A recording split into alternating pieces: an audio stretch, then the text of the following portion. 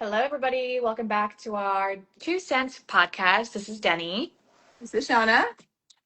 Welcome to our first video podcast. This is our first attempt at a video podcast. Cheers. So bear with us while we figure it out.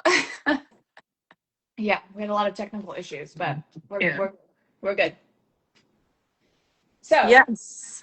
Today's, do you want to introduce our topic or do you want me to introduce our topic? you can introduce our topic. Yeah, so our topic today is going to be working as female handlers in the detection industry. Sounds Um, good.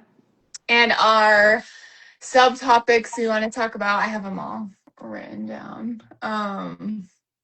So yeah, female handlers working in the industry and kind of a few subtopics we wanted to talk about. Denny and I specifically have talked a lot about handling more dominant male dogs, specifically her dog Tanner and my dog Mano, which we're hoping Jensen Huffman is going to hop on the call a little bit later and kind of talk about something that we've talked about specifically, which he kind of calls boyfriend syndrome in male dogs, which hopefully he'll kind of get to explain what he means by that. But it's a very, very interesting Yeah, accurate. thing. Say. Yeah, very accurate and something that like I hadn't really thought about, or I wasn't really introduced to that kind of like concept until he introduced it to me, and I was like, oh my gosh, like that actually makes like so much sense. And the more like we started talking about it, I was like, oh my gosh, that actually makes so much sense. I think for like more, especially like not, I don't know, more like I would call myself more of like a soft, like feminine, like handler. I'm not like super like dominant or like hard or like anything like that. And so I think it makes sense for like, me, and like you can speak for yourself, but like for me, I think it like I'm the definitely same made way. sense. Yeah, it like definitely resonated. And like for those kind of dogs, like meshing with like the type of handlers that like I think we are probably more on that side of the spectrum, Yes. how we mesh with those types of dogs, those more like dominant male dogs. Yeah. And so it's just like, yeah, very, very interesting. Yeah, I agree. I mean, I feel like I implement a lot of like boundaries and structure like early on in life, but I didn't think he was going to be as intense as he is, and especially because like he is a lab. So I Yeah. was like kind of like I guess I would say I was kind of winging it because it's like my first working dog that I raised from puppyhood. So I Yeah. really expect him to be like the way he is, and I've definitely made a lot of mistakes. I mean, with my next working dog, I think we both agree like we're gonna like just be totally different with them, like in how we raise them and everything like that. So Yeah. And like, even that being said, like, I mean, I think you and I are like we share a lot of things on Instagram, but like people don't know like how intense Tanner is, you know? yeah, People don't know. And like there are things that like I share like with you about Mano that like I would never share on Instagram. Like, right. there are things that like, that like people just don't know because there are things that like I just wouldn't share because I Right. don't And think it's, I think it's not everything needs to be shared. And there are things that, right. yeah, it's like, even though we do share a lot of like how intense these dogs are, it's like there are a lot of things that, we also People just don't don't know share. what we share. Yeah, No, exactly. I think it's no. because there are people out there that make videos about us or like reels and say things that are rude. And it's like it kind of makes you not want to be honest with the public with everything. But Oh, yeah.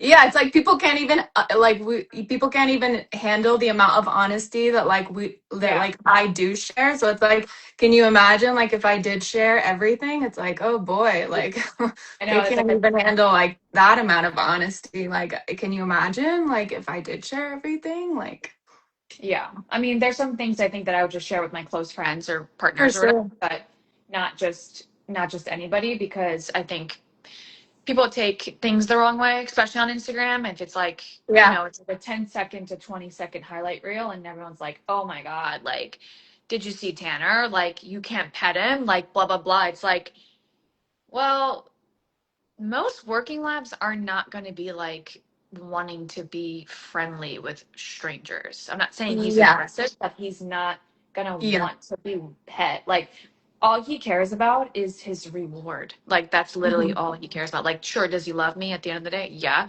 But like if there's a reward, of course he's gonna like want the reward than me. Like I can't get Yeah. mad at him when he has a ball because all he wants to do is play. He just shoves a ball in my face. Mhm. You know what I mean? He kind of Yeah. like backs up. Yeah, and something that like I appreciate about Tanner is like his like drive to work because like I can't tell you like most working labs that I'm around like that we train with like with ATF or the police or like TSA like so many of those labs like they check out or like they have to requeue them or they get distracted because they want to go say hi to people or like Right. they just like they just like part of me like I think there are things about labs that like I can appreciate, but like those little things that just like kind of almost makes me shy away from like wanting to get a lab. But then like you Right. see a lab like Tanner and I'm like, oh my gosh, like that's like a lab that like I would like want. And like that's a Yeah. lab. Like, you know, like he's one of the few that like he doesn't do any of those things. He doesn't like check out. And, like his drive and his intensity to work is like is incredible. And like he doesn't do those things. And like so I think like that that comes with no, I don't want to say like a price, but like it comes with like a level of intensity that like you live with and you deal with that Yeah. like you know what I mean, right? Is like Right. And it's not for everybody. Like not like yeah, no. people see him on Instagram and I get millions of messages and lots of requests on like who his breeder is. And I'm not saying every dog from his breeder is gonna be this way, but like most working labs should be very work oriented. Like that's it. And like Yeah. I've said this before, most people that own these high drive Labradors are middle-aged men that have acres and acres of land. And these dogs have like almost they have like 10 to 15 kennels. And these Yeah. dogs get worked every day, like two, three times a day. That's all they do is go Yeah. out, work. And it's like, of course they don't have room for errors. Like I take Tanner on the airplane. I take Tanner on a train. You know, I've had him on a boat. Like Yeah. things that normal people or even hunting people don't get to experience because they really just have one focus and that's like hunting. And of course these older men are not making reels, highlight reels of like how much drive their dog has, but like Yeah. it's really not that uncommon for working Labradors to be like Malinois drive. Right. But people don't see it. But people Right. don't see it. And then you're highlighting it and then you're getting like you're the one that and you're good at social media. So like you're the one that's highlighting it. And so you're Yeah. getting like all that. Yeah. Like, And like I don't think people understand like how much work he is and how much management that is. no. Um, and so like even like taking Tanner to the vet is an absolute nightmare. Yeah. He has to have a cocktail like gabapentin and trazodone just to go inside the vet. Like because he's an asshole. And it's like people are like, "Oh no, he's so sweet." Like no, he turns into an actual gorilla. Yeah, or people are like, well, you shouldn't breed a lab like that, or like, Right, oh, you right. should. Yeah. I'm like, well, I would actually like I'd like a lab like that. Like, Yeah, I know you would.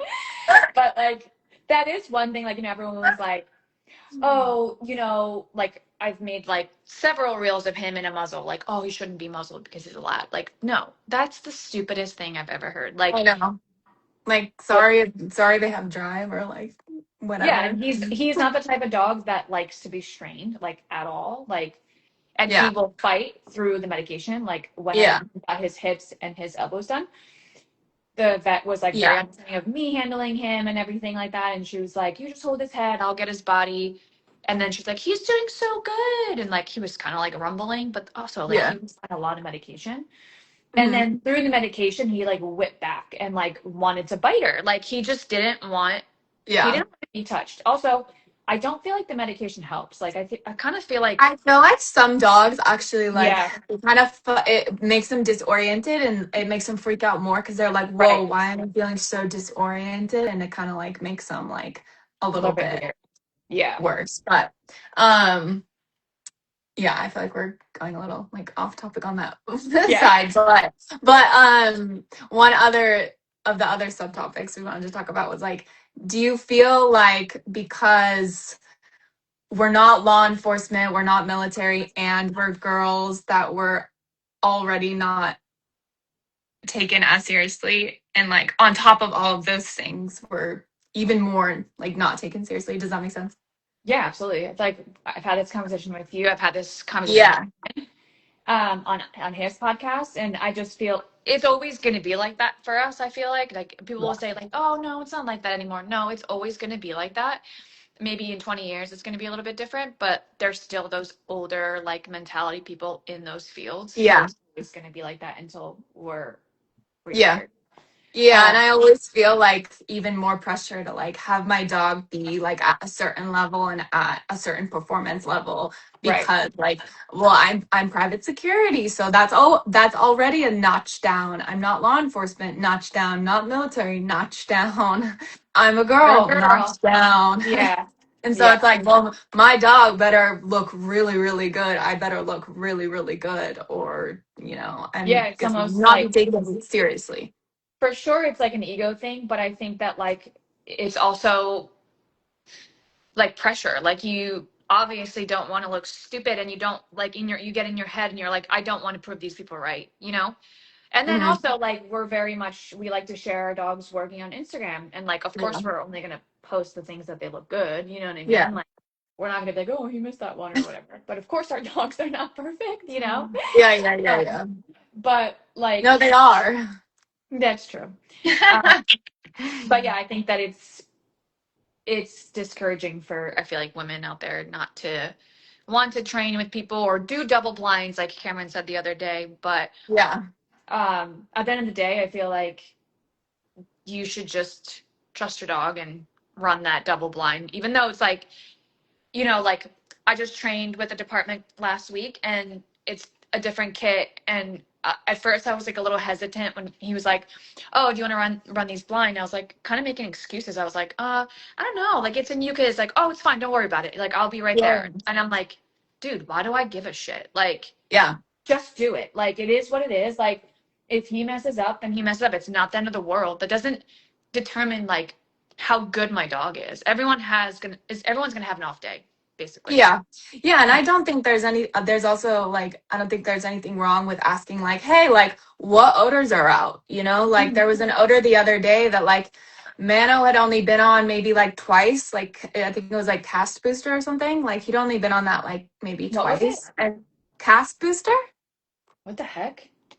I don't Yeah, think I've I, heard I of forget, I forget, I forget what the exact components are, but he'd only been on that like twice and he like really struggled on it. But I wanted to know what it was and where it was because I didn't want to let him like walk it or miss it, because I wanted to like Right. reinforce him. So I don't think there's like anything wrong with, trusting your dog and running blinds, but I also don't think there's anything wrong with like, hey, asking what odors are out so I can make sure that like, hey, my dog doesn't walk it, or my dog, Right. making sure my dog is getting reinforced when they need to be reinforced, and making sure that it's something that, yes, my dog has been on and my dog does know. And so not being afraid to like ask those questions too, but like, yeah, not being afraid to like just run those, and trusting your Yeah. dog and all those things too. I think I think like we grow and like our dogs are more seasoned, we're so scared to do new things. Like I think we talked about this before. Like Yeah. remember I get so scared like because everyone runs training differently. So like if they see us run it, let's say Tanner does pass it and doesn't get it, like I'm always like, please tell me if he passes it. Like I Yes. don't want Yes. him to pass it.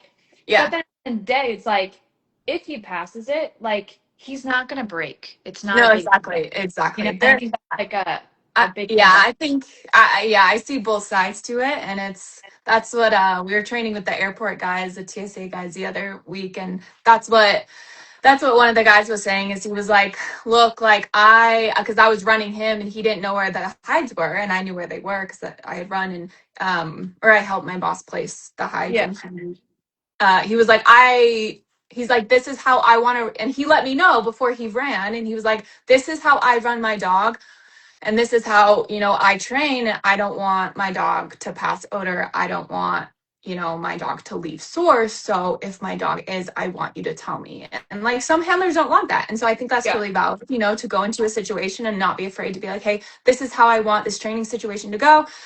this is how I want to run my dog. This is what my dog needs. This is how many blanks my dog needs. This, I don't want my dog to leave this. Like, so I don't think there's anything wrong with, you know, being assertive and like going into a situation and being like, this is what my dog needs. Because I think like sometimes you go into a training situation, especially if it's not one that's like one that you set up and it's someone else's training situation, and you kind of just like do what everyone else is doing, and like you're like, okay, there are 9 hides out, and but like maybe you really need to work on blank hides, you know, maybe you really Yeah. need to run blanks, and so you want to throw in a lot of blanks and you only want to run 5 hides, or like whatever it is, you know. So I don't think there's anything wrong with like just being assertive and like saying what like you and your dog need, Yeah. which Agreed. can be hard, I think. Especially like if it's like all guys and I'm like one of the only girls there, and I'm like, oh. Yeah. Like, hello. Yeah. Just a girl. What other topics are you What do you thinking? think of dating in the dog industry? I don't know. I, uh, I never dated anyone really in the dog industry, so I don't. I just try to like keep that separate. I think canine yeah. handlers are a little annoying. Like I don't think I want to. Like I don't want to deal with a person that's dealing with the same thing I'm dealing with. Like no, Yeah. thank you. You know what I mean? I want peace and Yeah. quiet. And I feel Yeah. like a lot of people, like different handlers, will manage their dogs differently. And like I'm very particular how I manage my dogs. So It's hard to like be cohesive and find like a nice like mesh. right, need happy medium. Yeah, yeah.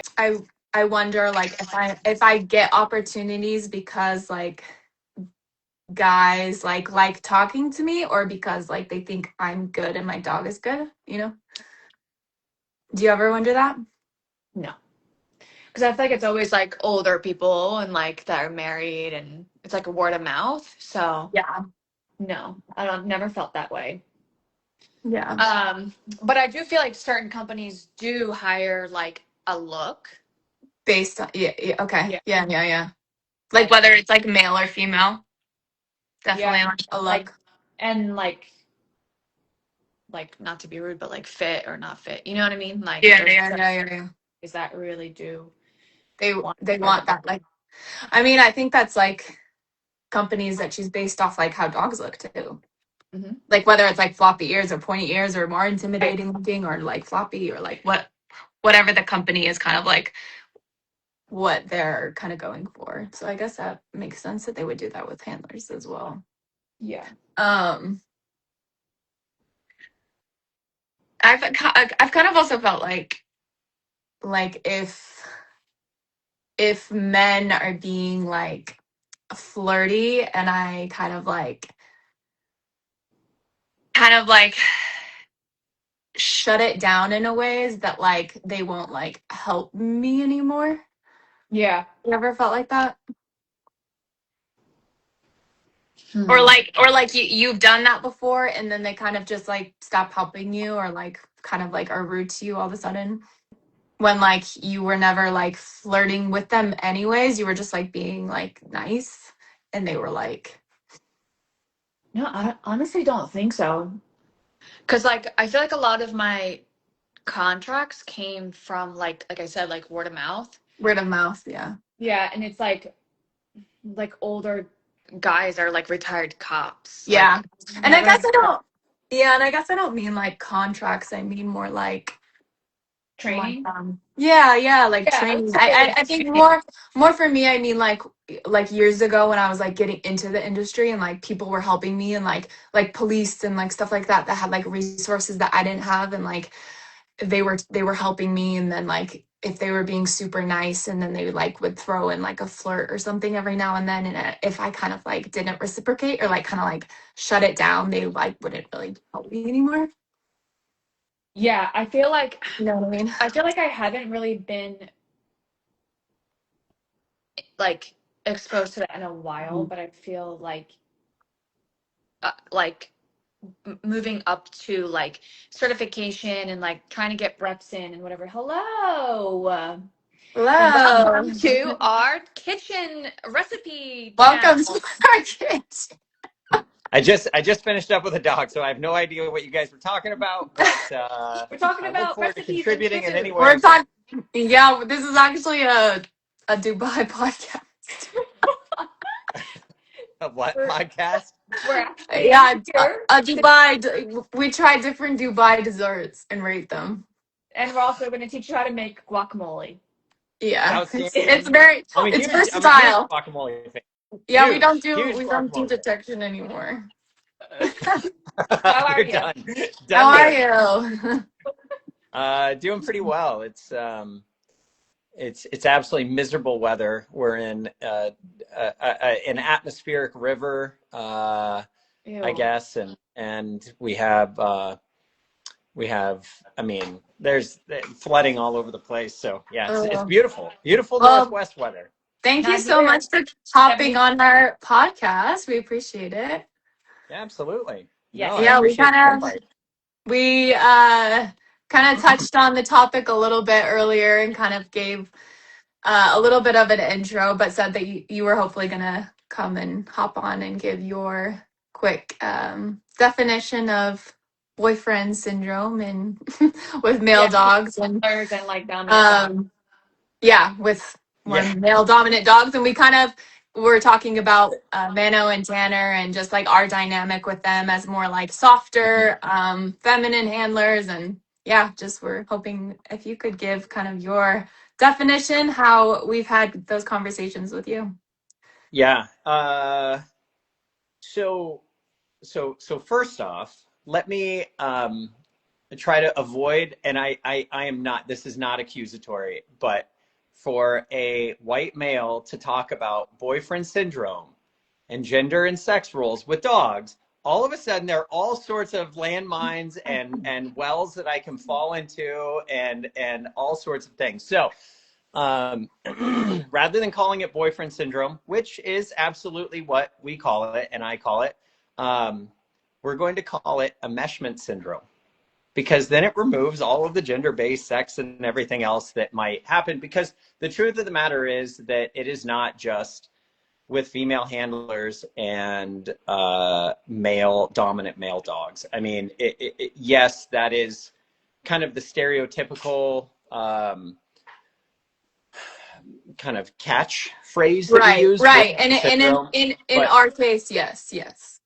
yes, and in your case, I mean, you have these very dominant male dogs, and you know, and you are a female handler. But I mean, I've seen absolutely the same thing with men and male dogs. I've seen the same thing with women and female dogs. I've seen the same thing with men and female dogs. Right. So I think it's a much broader kind of thing than boyfriend syndrome, but where boyfriend syndrome came from, or where that saying came from, is so often in the stereotypical world, when a girlfriend and boyfriend might come together, the boyfriend might sit in front of the TV on the couch, demanding a sandwich, playing video games, and over time that relationship develops into a more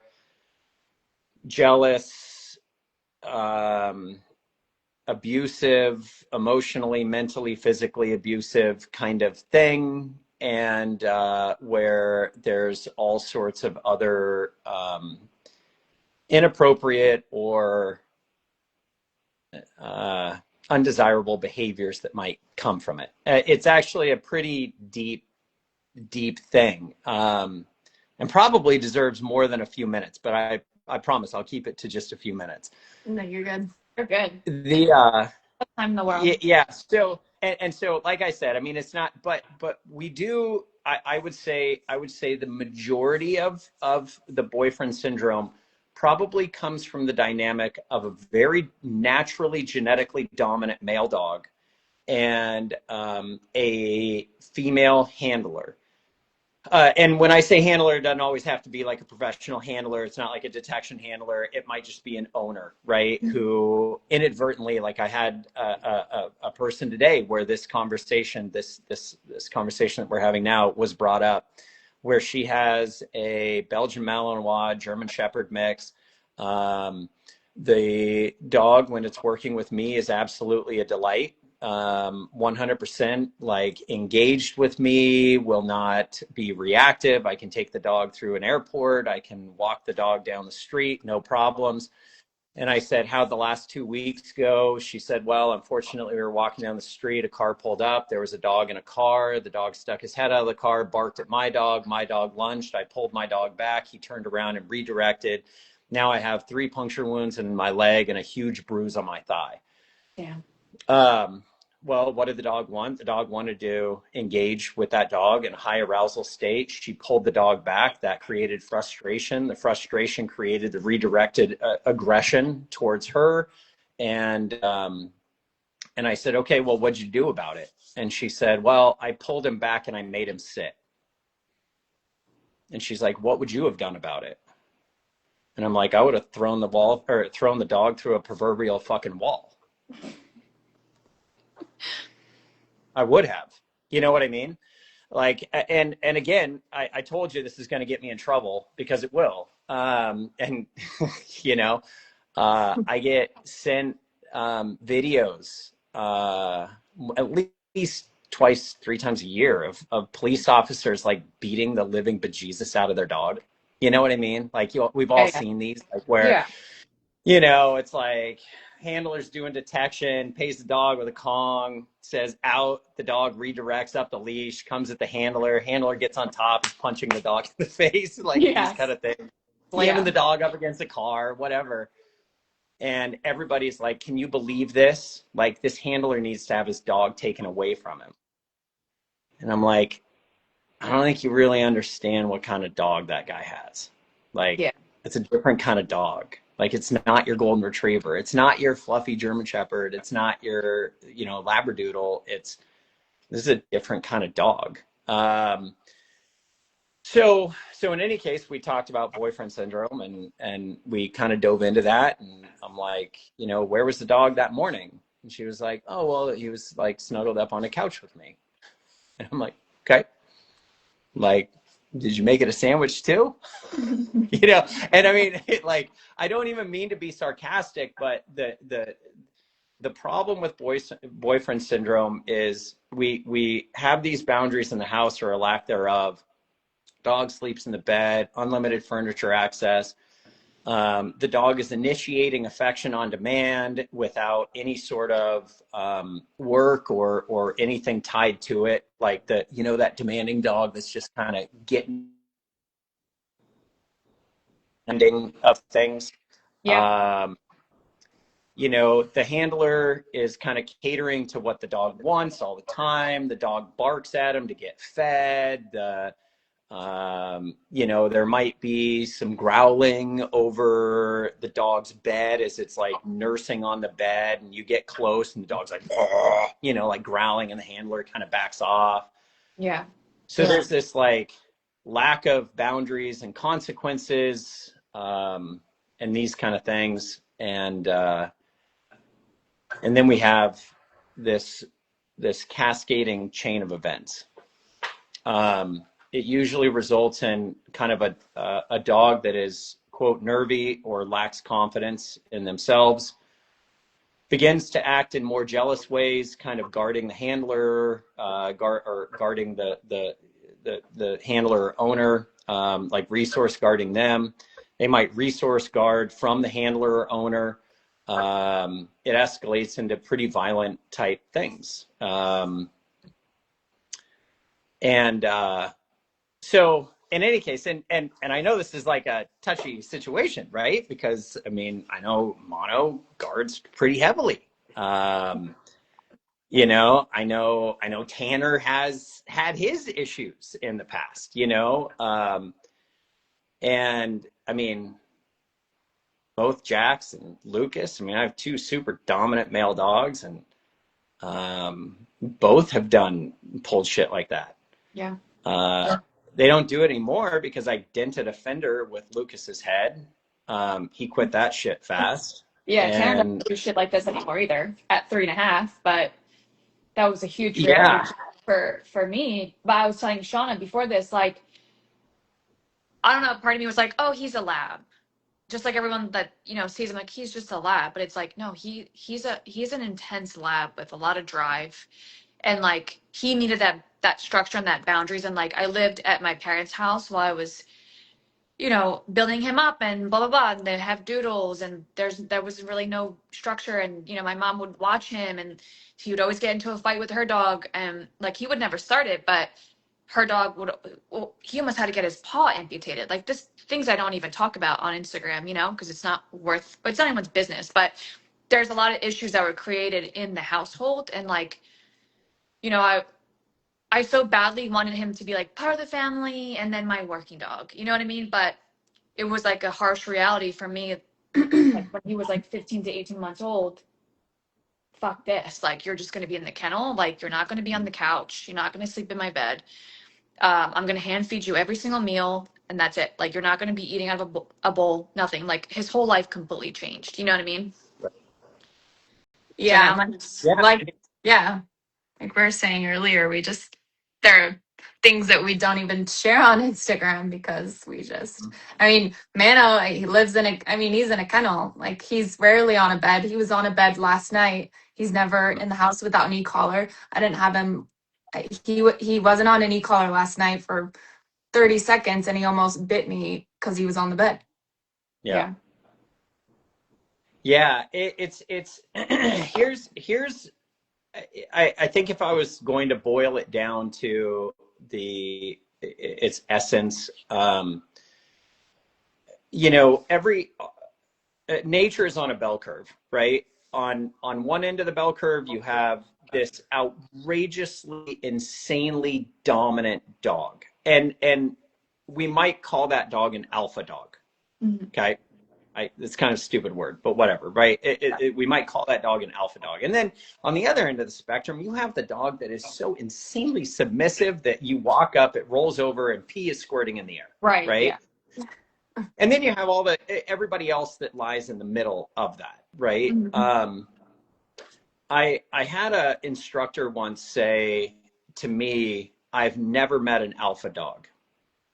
He said, I have people come to me and say, I have an alpha dog. And he said, I have never met an alpha dog. I have only met dogs that are living in a void of leadership that they feel compelled to step into. And that really struck me. Dogs crave leadership. Now, a more dominant dog is going to demand a higher level of leadership than a Mhm. less dominant dog. Like the Right. insanely submissive dog, like they don't need a strong leader. They're like, whatever. Like They're you like, tell me what yeah, to they're do, like, I will you do can it. lead. You can lead, I will stare at you, and if you Yeah. stare back at me, I'm gonna roll over and kick a leg up. You know what I Right. mean? Yeah. Yeah. And those are the dogs that can But be on the couch, be on your bed. They're not going to resource guard you. But like, I don't think people realize 100%. having a dominant working line dog, no matter what breed Hmm. it is, it's going to need constant management. It doesn't matter how old they are. Yes, of course, I'm at a point with Tanner now where he knows the deal now. He knows not to fuck with me. But like, Right. I still need to manage him every single day. You think that my life is easy having a dog like this? No, I'm constantly outside, my head's on a swivel. He's not an aggressive dog where he's going to go after another dog, but if another dog comes up to him, he's going to fuck that dog up. He doesn't want dogs in his space. Period. Yeah. That's how he is. And I have to worry about Especially other male dogs who walk up with a set of right. testicles. I mean, that's Yes. immediately going to be a trigger for these more Exactly. dominant Mhm. dogs. Um, and I think I think that's the really challenging part is you know, with Jax. I mean, Jax is one of these outrageously dominant dogs, and he always has been. And every so often he'll test me in some way, shape, or form. Now he's 10 and a half now, and so the testing has slowed down, thank God.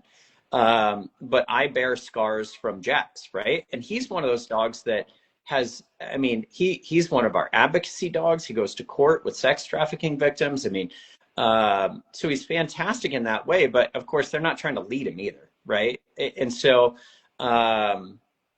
you know, I've always joked, like, if I come down with a cold, if I come down with like the COVID or the Or vid or, you flu. know, flu or Yeah. whatever, I have about 48 hours of leniency from Jax. And after about 48 hours, you can almost kind of see him like side-eyeing me, going like, are you weak now? Because if you're weak, I He's will like, step into do that I role. need to step up? Do I need Yeah, to do step I need up? to fill that void? He's like, that's And it's so such, crazy. it's you know, Lucas is less dominant than Jax. Jax has always ruled, at least from the dog standpoint, over Lucas, despite the fact that Lucas is bigger and faster and stronger than his dad. It's interesting. It's Tulip, who fascinating. is my 48-pound HRD dog, um, rules both of them. Yeah. And I think the reality is because she has ovaries and she has these eggs and they want access to them. And so she can do damn near anything she wants to those boys, like, and do whatever she wants. So she's the most dominant, but she looks to me like I'm kind of God, right? So it's interesting because when I get weak, and there's no such thing as a person who can be perfect all the time, right? We all have faults. We all have family. We all have the flu or the vid. You know, we Yeah. all have these things. And, you know, people are like, how do you do that with my dog? And I'm like, look, for an hour once a week, I can be perfect with your dog. I can do that. I can get Yeah. perfect correction. I can apply pressure perfectly. I can release pressure perfectly.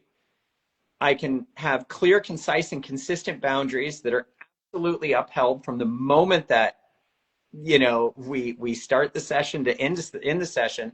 So contextually and associatively, the dog sees me as this, like, I am perfect. Yeah. They take this dog home, and over 24 hours, 365 days a year, they're not perfect. Their boundaries fall apart. Their kids get sick. The dog's allowed on the couch by the husband, which is Yeah. always the problem. Never the woman. It's the husband who's bringing all their dogs on the couch, right? That's where everything begins to break down. So contextually at home, like the dog is like, I'm an equal. Yeah. But they don't like being an equal. They don't like being the leader within that house. And it makes them really uncomfortable. It makes them really stressed out. And that's where we begin to see a lot of the problems in their inability to cope with various stressors in their environment, their ability to recover from stress, their ability to cognitively think through what should I do next according to cause and effect, and their more operant side of, you know, I'm trying to get what I want, avoid what I don't want. So I'm going to think about the best way of doing that. That's when things begin to break down because they don't know how to be successful in a human environment where the human is not providing clear boundaries that have a clear desired result when they adhere to those boundaries and a clear undesirable result when they fail to adhere to those boundaries. You know, You it's fun. know, Like I feel I, like yeah, my like my pet Oakley, you've met her. She's the sweetest angel on earth. But she literally dominates Tanner. Like he is so like he knows like he's That's master. so it's You know so what I funny mean? because it's the Oakley? same with Asani and Minnow. Like Yeah. Asani, I can do anything. She's so like obedient to me, but like Mano, like I'm scared of Mano in some situations, but he won't touch Asani. Like he's Yeah, that's like, how Tanner is. He's terrified of Oakley, I feel like. He's it's like, so oh, funny. Like how? I don't know. Like she's like, I'm the boss. And like and even when they play, like she fucks him up and he's like on his Yeah, back, like like so a they're like dog. so Yeah. respectful. Like Hmm. so it's so interesting. so I would reflect on that a little bit and say, okay, what is, I mean, because Tulip, just like you guys, right? The Asanis, the Tulips, the help me out, Denny. I'm sorry. Oakley. You're Oakley. Thank you. Um, here are these female dogs who have figured out pretty freaking fast, like, if I give an inch, these asshole males will absolutely take a mile, Yeah. right? Yeah. So How they do get we real mimic clear. that? How do we do it? Yes. So they get real clear real fast, but look at the way that they communicate. They communicate through violence. Mhm. The monos, the tanners, the tulips, the jaxes, the lucases, the asanis. I mean, they they are violent creatures. They communicate through violence. It doesn't mean that they're causing injurious violence, but Right. that doesn't mean that it's not violent, Yeah. right? And um, these problems will never ever be solved through purely positive solutions. Absolutely Yeah. not. I think Dogs don't like fix it through purely positive stuff. They I fix think it through yeah, you're violent right. directions. And the thing that like I lack though is like Asani is confident when she does that, and like I don't know if I can be that like confident because I have fear, right? I'm scared about it, so it's like I have to get over that. And he knows it. I know he But knows. He knows. he Yeah. knows, like, it and I think, I mean, not to get into specifics or whatever, but like I just saw a post that you made, and Mono was over his water bowl in the crate, and he's like, "Bah," like kind of like looking at you. And I mean, the intent is very, very clear, right? He's like, this is my water. Hmm. I don't want to lose it, Hmm. right? So what dogs do, they do things to avoid what they don't want and to get what they want. I mean, it would take an absolute moron to reach into that kennel, Hmm. right? Like, you would have to be the dumbest human on the planet to reach into that kennel, grab Mono by the collar, drag his ass out, pin him up against the wall, throw him down on the ground, put your forearm up against his neck, and literally choke him until his eyes went wide and he chilled out. Which, yeah, I don't have the physical strength to do anyways. But if you were to be like, what do I need to do to fix this? I'm going to be real honest with you. That's what you need to do.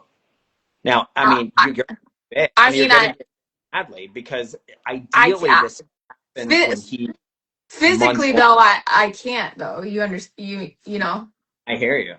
And like that's why the e-collar is so important physically, for you. I can't. But that's why the e-collar is so important for you, right? So the The e-collar is, e-collar, yes, yes, yes.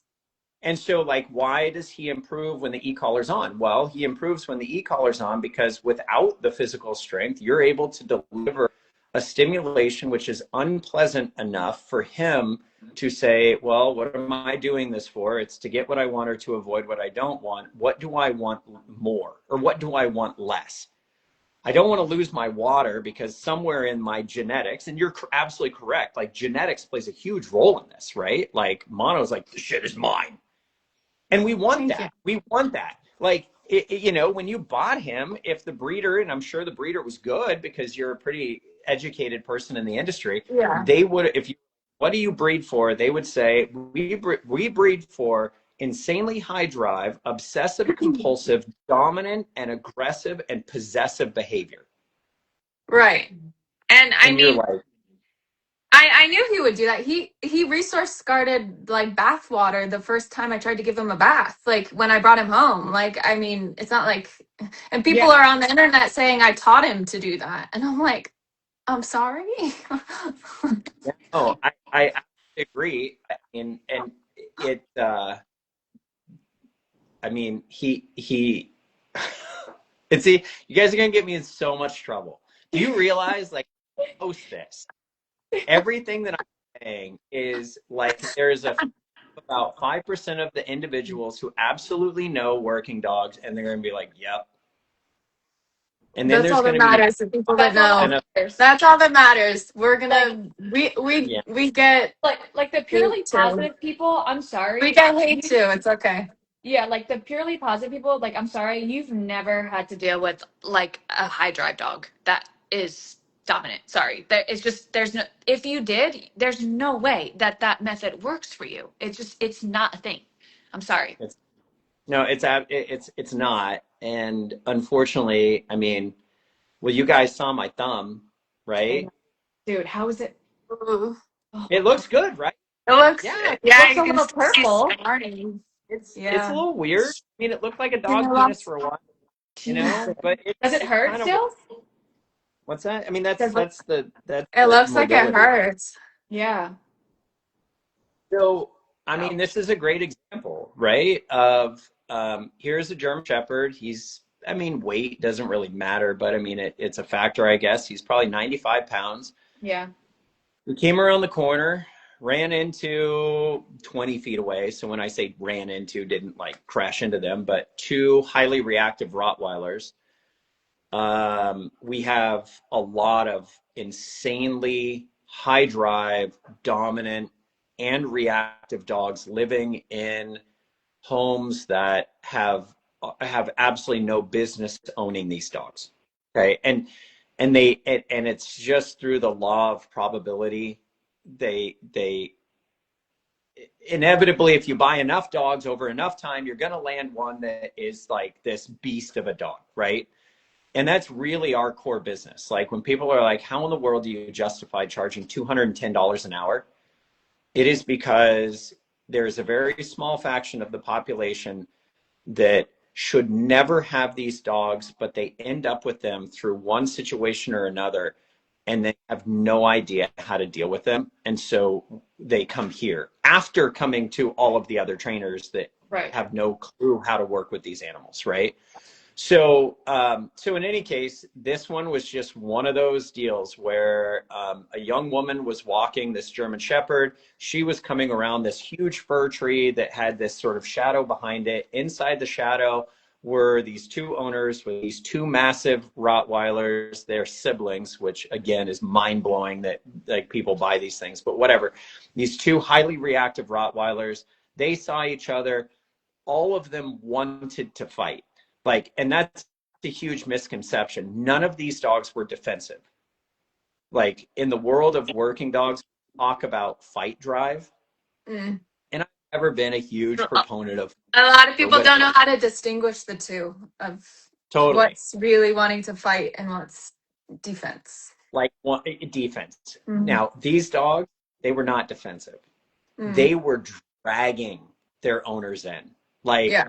and I'm not Or saying there like, wasn't a feeling of worry that might have conditioned it, whatever, blah, blah, blah, yeah. but these dogs wanted to fight. Yeah. I'm working with another client and I saw this thing erupt. And so I ran over there in order to help her because the last thing we needed was 350 pounds of angry dog coming together, right? Like that would be bad. And as I came in, I began to pull the German Shepherd back because he was already at the end of his leash. And now as I pull, we have opposition reflex. He's pushing into it. I'm pulling him out of it. That's frustrating, right? Like how many of us in bite work have done stuff with dogs under control where the decoy says, okay, drag him in, drag him in, drag him in. Okay, now back him up, back him up, back him up. And why are we backing the dog up? To piss him off. Yeah, create To frustration. build frustration. Frustration creates rage. Rage is aggression without fear and a willingness to cause real harm to real humans, right? Which goes against all the pack drive and domestication and all that kind of stuff. So I began to drag him back, but he had never been a bite dog before. He has none of this control. He's a pet, but he has the genetics. And Yeah. so he's like, fuck off. And he turned around and came up at me. Now, why do I think he wasn't in defense? Because he didn't come in and nip me in the ass.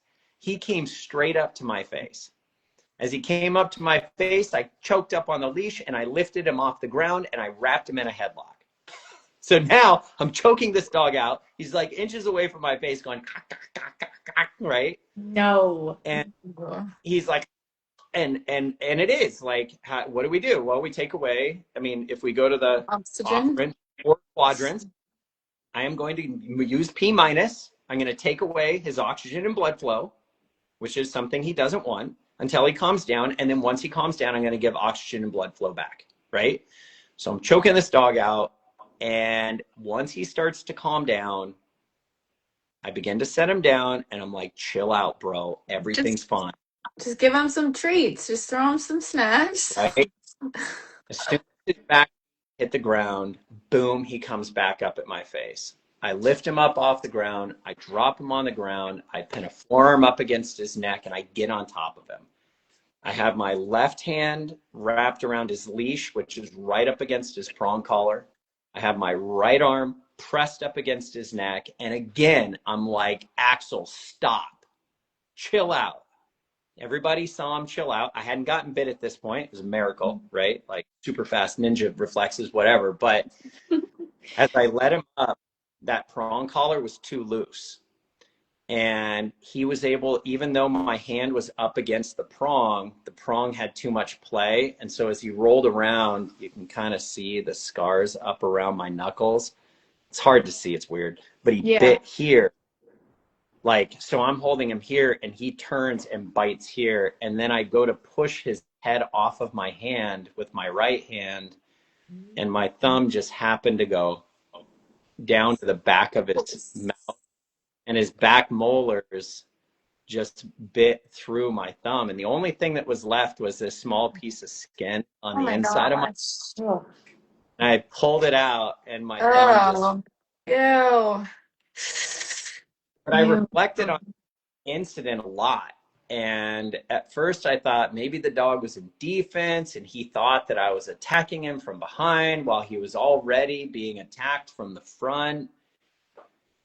And it took until Thanksgiving where his owners called me and said, hey, so we have another big problem. A piece of chicken hit the ground, or a turkey hit the ground, and my mom pulled him back with his collar and reached down to grab the turkey wing or the drumstick or whatever that had hit the ground, and he turned around and redirected and put her in the hospital. Shit. And I'm like, that dog is not in defense when he wants turkey, right? Like, he did the exact same thing that he did to me. He wanted to fight those Rotties. Like, he wanted that fight. Do you think he's like resource guarding the turkey though?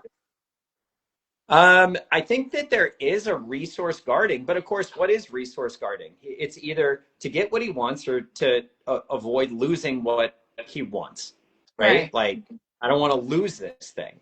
A very like severe reaction.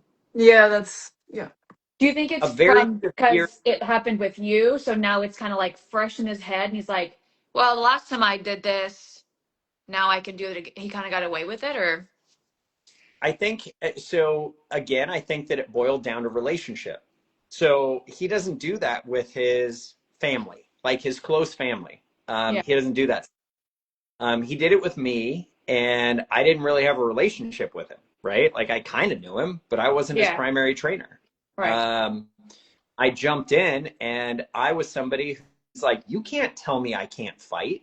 It's no different than me going into some bull in a bar and grabbing his shoulder and pulling him out of a fist fight. Right. Like, he's going to turn around and me in the face. You know what I mean? Yeah. I think, and by the way, he's not a dog. And they were like, do you think we should put him down? And I said, no. I think that I mean, yes, he's a liability right now. Absolutely. Like, there's no question about that. And this is where, I mean, so many trainers would potentially disagree with me, but that's a patrol dog. That's a patrol dog who's been treated like a pet. You know what I mean? Yeah. And doesn't have control, doesn't have obedience, doesn't have all these different things, and, you know, is allowed to kind of rule the roost. But I mean, that dog needs to be a patrol dog or a really well-trained protection dog or something like that. Yeah. And he would be amazing at it. Anyway, this kind of gets us way, way, way far away from all the question that you originally posed, which is define what is boyfriend syndrome. But I think it's all heavily, heavily related. And again, I don't think it's just females and male dogs. I think it can be any gender relation, but that could be a whole new podcast. Like, Right. dogs absolutely understand gender and sex. They get it. Yeah. There's Yeah. no, I'm not saying that there's like a sexual attraction or anything like that, but But I do feel like male dog, male female We, dogs owners, gravitate towards female handlers, and like Oakley loves males more. Like she'll trade me for any male. Like that's just the nature of it. I remember I made a reel about Tanner, and like I said like something about like no one knows how difficult it is to have like a male a dog or whatever. And everyone's like, you're a pervert, like you're sexualizing this. I'm like, what? It's like you don't know what it's like to have a high drive, very dominant male dog. Like, yes, they of course. yeah, I'm like Tanner's world. He's obsessed with me. You know what I mean? Like that's just how it is. He is. Like when he comes over to like I don't really let him kiss me because I don't like that. I don't want him kissing me on the face, but sometimes he'll like sneak in kisses and I'm like, stop. And then he gets like so excited that I said no. Like he's like, oh my God, I want to do it again. You want to try again? He's like a fucking idiot. It's like, stop it. it's weird. remember There's when Like, why are you so obsessed with me? Get a life. Remember when we talked about this? There was like a time with Tanner and Mano. This might be TMI, but Yeah. when their aggression, they were their aggression towards us was higher when we were menstruating. It was like Yes. really weird. It was like during our cycles, and we were talking about times that like they were aggressive towards us, and we were like Yes. we were recounting our stories when they were like around a year old or 2 years old, Yes. and Yes. we were like, oh my gosh, every single time was almost during like when we were like having our like cycle. It was like so weird, and we were like, what the Yeah. heck. And it started when he was like 15 months old. Remember? And I Yeah, remember, Nana was like a year old, and yeah, every single time I was like, all these bites are happening during these yes. times. Yes, Yeah. same. And I remember when he was 18 months, I was in Chicago and he started doing like I think I was like it was the time of the month and I was on the couch and I just had him like on place, whatever. And then he like invited himself up and then Oakley like walked by him and he like went after her. So I fucking grabbed him by his neck and I fucking like alligator rolled him on the floor. I don't care. I was like, no, you're not doing this to Oakley. And like he totally stopped. Like that whole now he Yeah. never ever acts weird if I'm on my period. Ever. But it's like I Yeah. shut that shit down. I was like, I'm done with this. I'm not doing this. No, absolutely not. Yeah, I remember when Not Nano doing did that. once a He did month. that to Asani that one time when he was like Yes. 6 months old, and I took him and threw him against the wall, and yeah. he never did that to Asani again. I mean, he was only 6 months old, so I could Yeah. throw him against the wall, and he's never Yeah. done that to Asani again. Yeah. But like my thing was like, I'm not gonna be dealing So with this once a month. Absolutely not. no. No, it was so weird, and like I haven't noticed it since, but it was like around a year old. If for like a 6 month period, it was like so Mm-hmm. weird. Okay. So it's really, really fascinating. I mean, we know how sensitive canines are from an olfactory standpoint. Right. We know that and not only detect the presence of things like insulin, but they can actually, in real time, determine the concentration of insulin in a diabetic, for example, and then go through a process of alerting or train final responses in order to get again what they want by identifying over and under kind of levels. So it's not just concentration, or I'm sorry, it's not just the presence of these hormones that are becoming volatile on our skin surface, but they can actually determine the concentration of it in our bloodstream. Insanely sensitive stuff. A lot of people are like, man, HRD dogs. I mean, well, how hard is it to train that? Well, if you look at it, they can determine the difference between a decomposing horse, a decomposing turkey, a decomposing squirrel, a decomposing cat, and a decomposing human. Like Right. every single Yeah. disaster, our primary job is to show up at smells. That's Right. wild. Somebody's Right. And distinguish. Yeah. Yeah. in this aisle, and I mean, I get there and I'm like, yep, that stinks.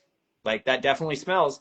And then I Yeah. send Tulip, and Tulip wanders all over it. She's like, there's nothing here, and just moves on.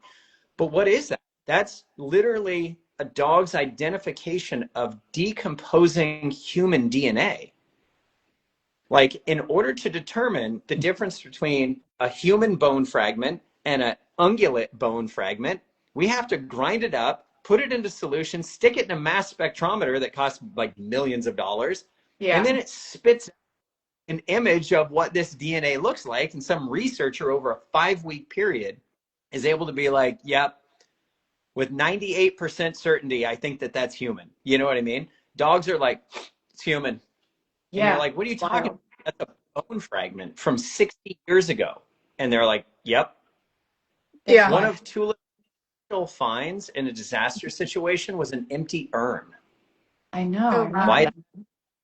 that. Because the urn came off of this poor mother's like shelf when her home was swept away in Tennessee, and through the violence of the flood, the urn was opened and flushed out with all of the flood water. Well, after the Mhm. flood, Tulip went through the debris pile and absolutely locked up, trained final response on this urn. I have a picture of it. That's insane. And we're, what the hell is she doing? I mean, there's no cadaver in that vase. And the support person that I was with was like, bro, that's an urn. We're like, oh shit. So Yeah. we collected it and we returned it to the mom. And the mom, and it makes like the hair grow up on my arms. But she was like, the fact that a dog was able to alert on this lets me know that my son is still here. Yeah. It Yeah. was empty. Like all the cremains were gone. So That's it's wild. If they're that sensitive, right? We have Right. to imagine they can pick up on like huge changes in estrogen, progesterone, testosterone, I mean, adrenaline, everything else that accumulates within there. So there is, and then to just add into that, there is a really interesting study. It came out, and I don't know if it was ever published, but I was down at Oregon State University participating in a different study with dogs when the researcher was telling me about this. And it it was a study that did their best to remove the actual human input into the experiment. And what they did was they looked at drug interactions with rats in the presence of either male or female researchers. And the male or female researchers, like you could argue, had a different bias, right? They have a different bias based on sex and gender and their experiences and all of these things. And so they may set up an experiment in a different way, right? But they literally built the whole experiment around how the researchers who are present had no bearing on the way that the experiment was set up. They were just simply a physical presence in the room. And what they found was that the rats actually processed the drugs or had different type of drug interactions based on whether or not it was a male or female researcher in the room. that's They interesting. didn't they didn't deal with them. They didn't set up the experiment. Mm. All they were present. And so you begin to break that down into the various pheromones, the different hormones that are released from a volatility standpoint, that the mice and rats are inhaling. And based on the simple presence of male or female researcher, they actually, the way that they metabolized FDA approved drugs was different. And so I mean, you can imagine how this creates a huge problem because, yeah, there's lots of male researchers and there's lots of female researchers. And we take all that data and the FDA looks at it and says, man, this drug looks safe. But now they have to take into consideration, well, did you do this with a male researcher and a female researcher? Because if it behaves differently in Mm. this context, Yeah. like we have a huge, Very because we don't know interesting. affect the person when they pop a pill or take an injection or something like that. So the Oh. pheromones, in the animal world, I don't think we even have a clue as to what they can do or what they will do or how that the differences interplay with the whole Yeah. thing. I know that Tulip looks at me like I am God's gift to I'm Earth. God. Yeah. Yeah. Like, he is like, I love you. You know, she wants to crawl into my skin. My two That's what I boys, know too. right? And then my two boys are pleasantly aloof. Aloof. Like No, they're like Tanner they would live in my skin if he could. He would literally live in my skin. Like it's out of control. But the thing is, like, I give him an inch, and then he'll break my nose because he's so Oh, break crazy. my. Seriously, he's giving We me don't so want many that. noses. We don't want 'Cause- that. Yeah, Don't because break he the wants to nose. kiss me so bad, and it's like, dude, this he's like a little bull in a china shop. He doesn't know how to yeah. just, like Just okay, like chill. yeah, Yeah, he's a yeah, yeah, yeah, yeah. But begin to play into this, like how does this work with like human relationships, right? Like, I mean, there is like we don't necessarily understand, but we can't ignore the fact that there is other variables that are playing into our daily experiments with dogs. And yeah. intact male being predominantly around, you know, female handlers, it's going to have an influence over their interaction and behavior. Yeah. Female dog Very, handlers. yeah. Very interesting. And we were thinking like wondering like during our time of the month, like do we appear weaker to our male dominant dogs? Like, and that's why they're acting like a little more aggressive or Or is like it they think that they're like resource guarding us or something because yeah, or like what they're is like why is their aggression increased? Or like it's just like yeah, it's very interesting. yeah. And I've long since said like it's very, very hard for me to train female decoys. Like I can train male decoys all day long. And it's not because females can't be decoys. In fact, we need more females. Like Yeah, they we need don't. they need to see that picture more, I feel like. Right. And I think a lot of times the female decoys that I train oftentimes take on um, a more masculine persona because they're emulating me as a mentor, Mm. right? Right. Yeah, so they That, think it's supposed to. yeah, that more masculine persona creates a real conflict for, I think, the dog because there's not a genuine behavior to it. It's kind of Yeah. like a clown with a big smile on their face, Like a Yeah. facade. Yeah. right? Yeah. Yeah. And and I've long since searched out a really strong female decoy who's figured it out to come here and educate my train the trainer students who are female who want to learn how to decoy because I just have never been able to figure it out. I can't get there. Like I come into a decoy session and by looking at a dog in a certain way, I mean, I can get that dog to come off their rails, right? And people are like, "How do you do that?" And I'm like, "Well, I just changed my intent. I changed my Yeah. motivation. I changed my emotion that was coming into this." Um, I think it's really difficult for like young decoys to come into it if they've never experienced life. Like, what is life? Well, life is aggression. Life is sorrow. Life is sadness. Life is pain. Life is euphoria. It's Life almost like is, they're like an actor, and you're like, okay, tune into this emotion, now this emotion, now this one, now this one. yeah. But you have to, and I think the best decoys in the world have have experienced real violence, Hmm. Mm-hmm. like real violence.